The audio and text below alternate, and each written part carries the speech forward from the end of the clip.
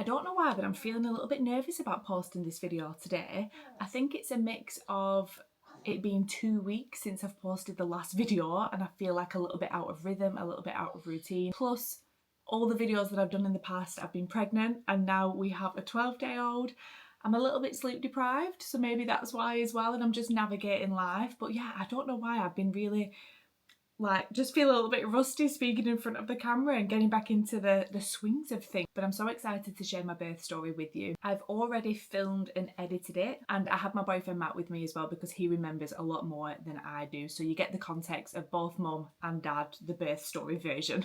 I gave birth to our beautiful baby girl Callie on the 22nd of April. Callie was actually a mermaid birth, which is very, very rare and we'll discuss later on in the video as well. The labour was definitely different than I expected, but I think every pregnancy you can't go in with high expectations of exactly what you want because they're never going to play out like that anyway. In the actual video we go over the build-up of the contraction, the complications along the way, the actual birth, and the recovery period after as well. So we go into detail, and I won't lie, the video, just to give you a heads up, is a little bit chaotic and a little bit unstructured. Usually I like to plan my videos, but this one is a little bit freestyle. I think my nerves of speaking about this and posting this video do come from like every pregnancy and birth story is different. I want my videos to inspire people or to help people, so even though it wasn't how we expected things to turn out, not every pregnancy is going to be like that. And also, I would do it all over again to get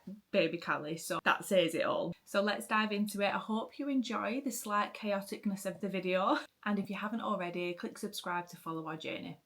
Do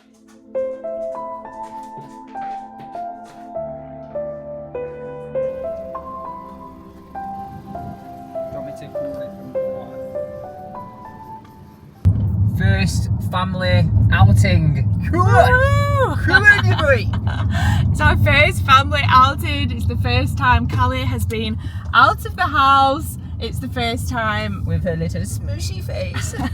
It's the first time I've been out of the house, and we're on our way to, it's called the Lookout in, where is it?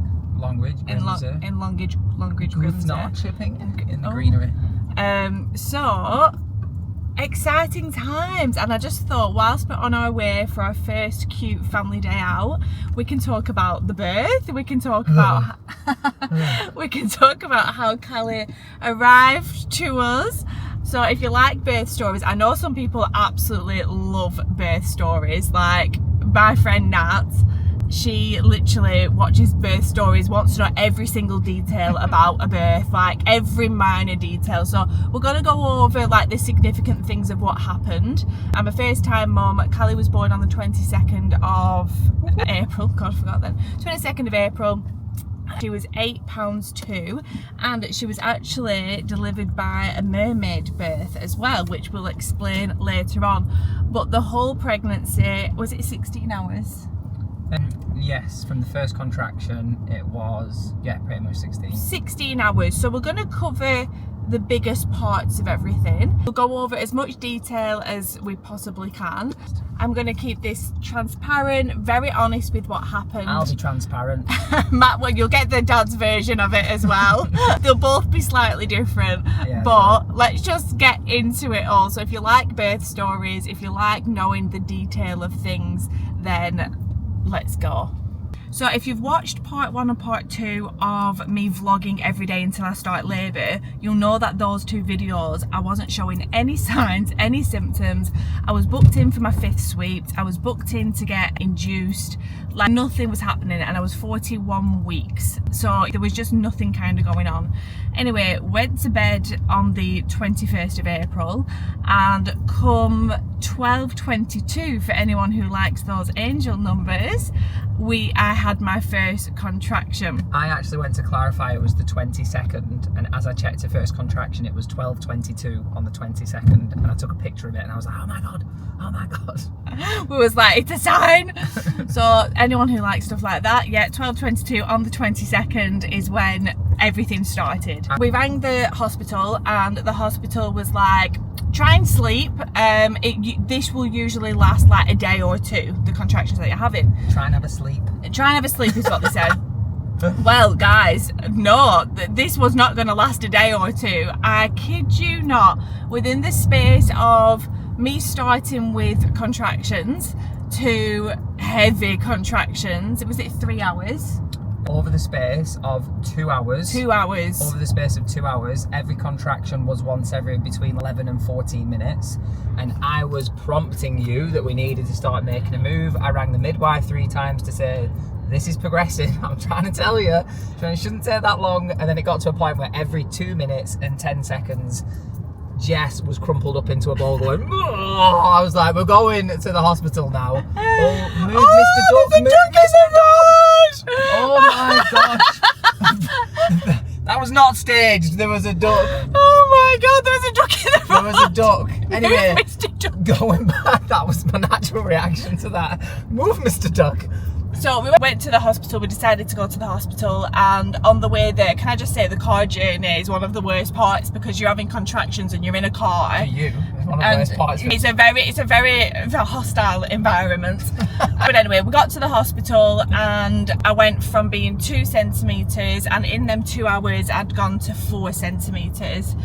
So the midwife was like, well done, you've done a lot from home, you can stay here now, because I really didn't want to go back home and them tell me I'm only 2 centimetres still. So we went into a lovely birthing centre. I really wanted to have a water birth, and I got straight into the pool, and then the contractions just started coming through. I always knew that at this point I would be having diamorphine, because if you're in a birthing centre or suite, whatever it's called, you're not allowed obviously an epidural because it's a little bit more holistical, but you are allowed diamorphine. I was on gas and air at this point. What time would this have been before the diamorphine? It must have been 4:30, because So pretty it's much from when you got there, 12:22. it was within the hour that you went on diamorphine. So 12:22, so now maybe 4:30 in the morning, they offered me the diamorphine because the contractions were still coming through thick and fast, and I'm not gonna lie, I was ready for more drugs. So I said, yeah, that's fine, and they gave me the diamorphine. They said you might feel a little bit sleepy. Well, I won't lie, it wasn't just a little bit sleepy. As soon as they give it me, it was like I was passed out. It knocked me clean out, this diamorphine. I must have a strong reaction to morphine or something, but I was literally leaping. Or they gave you a good dose. Or they overdosed me. Context, I don't know if I'm oversharing here, but she was snoring between contractions. I was snoring between contractions would guys. wake her up, her eyes would open up, she'd go to the gas and air, the contraction would last 50 seconds, and then she'd pass straight back out and start instantly snoring.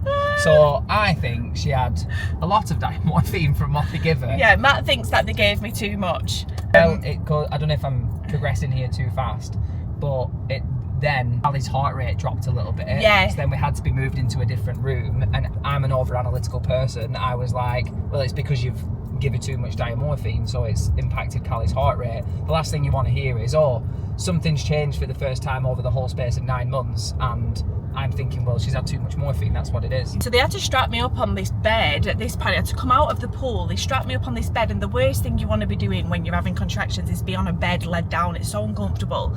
And they had to strap me up for another 3 hours, checking our heart rate all the time, and Callie's heart rate was low. But anyway, it ended up being okay, and they allowed me to go back into the pool.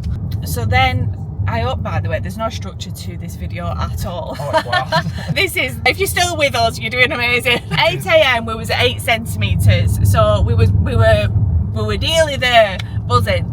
And they had to manually, they said at this point, we're going to manually pop.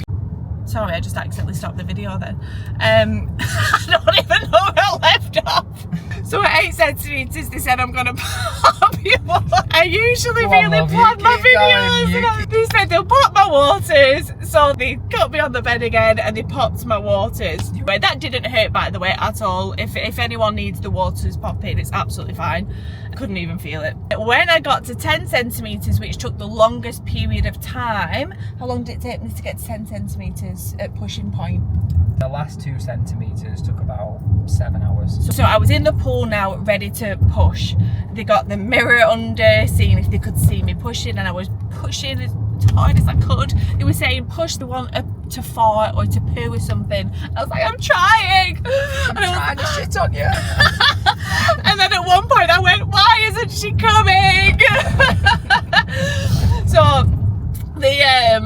So for all we knew, we was pushing in the pool, and this is where it takes a turn. So I was pushing. Next minute, I'm told to get out of the pool, to lie down to check me. I kid you not, guys, a swarm of 5 doctors came rushing through. It was like something off a TV movie. Came rushing through. We had no idea that this was going to happen. We had no prior warning that this was going to happen. A doctor just came right in front of me and went, listen, lovey, we're concerned about the heart rate of the baby. We're concerned about the health of you. So we're going to take you to theatre. I need you to know the complications. Started reading this verbal agreement to me. I was 10 centimetres, contractions every minute. I was spaced out from the diamorphine. My mum and Matt was like, what? So instantly I said, what? I'm having a C-section. And they was like, no, you're going to have an epidural and you're going to have forceps. It was like, what? But it was the fact of how much of a, like, bombarded we were by it. It went from us being really excited to see her head, yeah, and being told, like, you're just a few pushes away, yeah, to, we're worried about how low her heart rate is, we're worried about your health, she's not going to come out, like, naturally, yeah, we're gonna have to bring her out, and we're going to do forceps. If forceps doesn't work, you may have to have a C-section. Yeah. We can't guarantee everything, but we need to go into theatre now. Yeah. And it was all just, like, now. It was data. It was like, we're going now. Yeah. So it went from, it felt that bit, I don't know, again. No, it's nice to know, though, the dad's version of this, because bearing in mind, that bit was a bit of a nightmare. Like, put your scrubs on, you need to come into theatre, you need to watch this. I was like, I think I'm going to wake up in a second, like, this feels horrible. yeah. So that was where I just felt like something bad was going to happen to one of you, so it was just shit. From, like, a dad's point of view as well, they're not on all the drugs that I'm on. They, you know, they're so aware. They can see every single facial expression of other people, the doctors and everything. They can hear everything. I'm spaced out at this point. I'm just focused on getting this baby out. So for my mum and Matt, that would have been really hard to hear, like, you're going. Because reading this contract out, it was quite a lot. And if somebody had pre-warned me and said, by the way, that could happen, because after speaking to people about this, it's happened to other people as well, I'd a little bit more prepared of how quick things can turn around, but we wasn't. Literally within the space of 5 minutes, we got told that we're going into theatre. He had to put his scrubs on, and then we were just rushed straight there. And when we got there, oh my God, tell them about the sign.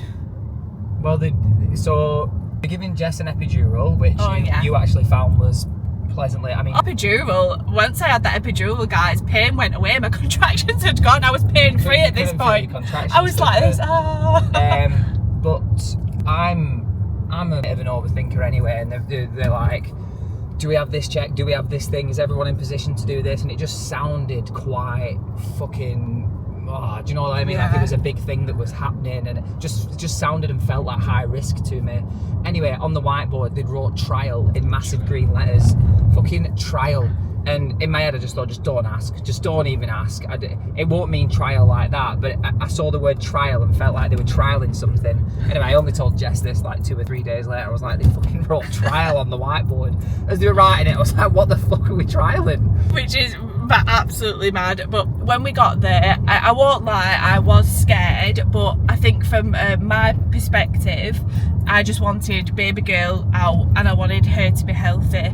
And it was worrying because of the urgency that there was and how much they were rushing me in. It was quite worrying, and I don't want to hide that. Yeah, you were strapped up to a bed with like 4 or 5 people, everyone moving out of the way. We went into a big white room, and it was just Jess in the room. It was intense. You've got to put your trust in, obviously, the professionals. And maybe if I were more clued up to birth, this could be a normal thing, but definitely it was not normal to us. So anyway, the actual procedure, I couldn't feel a bloody thing. I was pain-free at this point, and I actually remember a midwife saying to me, oh my God, you're smiling the whole way through. And I was like, oh, because I was high on drugs. I was just like, oh. But the actual procedure that they did was force. They had to cut me. They had to cut me down there, and I lost a lot of blood through the procedure. The normal amount of blood that you lose is 500 millilitres. I lost 1,500 millilitres, so 1.5 litres, which is a lot of blood. I didn't have a blood transfusion, and they cut me quite a lot. It was 3rd-degree tears. So yeah, they've cut. And she's out the house only 9 days later. What a fucking trooper. What a trooper. So yeah, so that was quite, when they was telling me everything that happened after, because you don't know until you've obviously given birth, they told me that after. But that to the side, but bearing in mind, I couldn't, so like, everyone's labour is different, everyone's labour is going to, everyone Chicka, chicka, chicka. I'm gonna keep that in. Everyone will experience something different, and it sounds not worse than what it is. I couldn't feel any of this. So when I say cut and 3rd degree, bear in mind, I couldn't feel a thing. Like, if you're doing that naturally, you could feel maybe a tear, but I couldn't feel a thing. I could feel this. I'm now dealing with the recovery of it, you know, so, which is healing absolutely fine, by the way. But that to the side, the most important and the most special of it all is, and on it, God, I feel emotional, when we were there and when they were going push, they were going just another push, and then the baby Callie came out. She didn't have a name then, but Callie came out. It was like euphoric, weren't it? Like, yeah. Cannot describe to you the feeling of what happened. Now when she came out, I heard people going, "Oh," like, "Oh God," and I was like, "Whoa," because I couldn't see anything. And then they said, what did they say? What was so the scientific word? It's an on-call. So On-call. EN space CAUL, like an on-call. On-call Another birth. term for it is like a mermaid birth. A mermaid birth. It means she was still in like a sac, still in like a waters, a membrane. Now, she wasn't, because the waters had been popped, she's not like in a bubble, but she still had like her membrane around her. And nicely, one of the midwives said, I'll take some pictures of you whilst it's happening. So we've got the pictures of her looking like a little alien. In a membrane, because she does look like an alien. And guys, this is 1 in 80,000 that this happens to. Yeah. So it's a crazy stat. Like, it's so rare that this happens. We're considering making a middle name Ariel. Yeah, but she's a mermaid birth, so she came out in a membrane. Even the surgeons was like, "I've never seen this before, I've only ever heard of it." And then they passed her over to us. You cut the umbilical cord, didn't you? Mm-hmm. Passed her over to us, and it was just the most, it makes me want to cry now. Oh my God, I'm so emotional, I cry at anything. It was just the most surreal experience ever. Yeah, it was really nice to see you both together, like, just both in my eye line, like, right, they're both okay, I can see them both. It was nice. Well, she's making noise, but she's a baby. She makes noises all the time, so you're fine. I don't like it when she makes noises and I can't see it. Matt, genuinely, I could not have this recovery period done it without Matt. I really couldn't have. So shout out to my mum to begin with, because my mum was through the birthing, and mum and Matt was a dream team together. Like, they really supported me throughout it all. But also, like, through the recovery, just for context, Matt has been giving me, making sure my water's filled up all the time. Like, he'll check my Stanley Cup and go and fill it up. He gives me I need 3 sets of medication every day, like different things, and he's been coming and giving it me. I don't even know where I'm up to my medication. He's like, "You need this," and he comes and give it me. He does my blood thinning injections. He literally does, it cooks for me my breakfast every day. I have peanut butter and toast, fruit bowl, porridge, like, breakfast every day, just everything. Literally, he's walking the dog twice a day because I can't.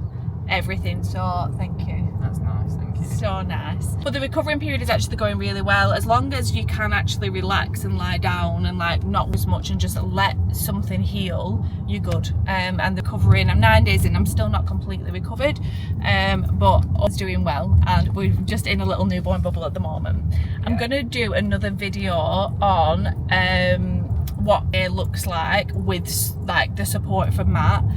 just so you can kind of see the life of having a newborn and how I'm kind of doing things. I'm taking things quite slowly, so it might be quite a boring one, but YOLO. And yeah, but thank you for tuning in. Let me know if this has helped in any way, or yeah, what your experience has been. Tell your fellas to be prepared to be traumatised. Just watching everything on the sideline and being helpless. We don't think about the dads, ladies, but it is true. I'm not saying it in a think about us way. Oh. I'm just saying you'll want to support as much as you can, but it only gets to a point when like the 100th contraction plus is happening and you're just like, you're doing so well. And you can't do anything. You're just on the sideline, so be prepared to be extremely tired yourself and confused in regards to how you can help. You've got to be there to like support. Yeah. It's wild. It is quite wild. Not That it's about the man, but it is a bit wild. Any other thing that you'd say for the dad's perspective? The one that me being a bit over analytical, I think the diamorphine was a lot, and I think I don't like the fact that it dropped Callie's heart rate down. That's one thing where I'm like, eh. But then the other thing is just snacks, sleep. Just I've got no wise words. I've still got PTSD. I'm joking. Matt's still got PTSD. It was fine all the way up until that bit where they came in and started saying all of those things. I genuinely felt like I was in a nightmare. It was a really weird feeling because I hadn't slept for like 36 hours because Callie timed her first contraction beautifully as we were going to bed. So that bit felt pretty grim. I don't want to lie, it was shit. Yeah. But you're both here and you're both recovering. Well, she's not recovering, she's grand. She's just draining you every day. Oh yeah, we'll speak about that in another video. Anyway, guys, thank you so much. I will see you on the next vlog and have a fabulous day. Today is the hottest day of the year, so we're buzzing. Bye guys!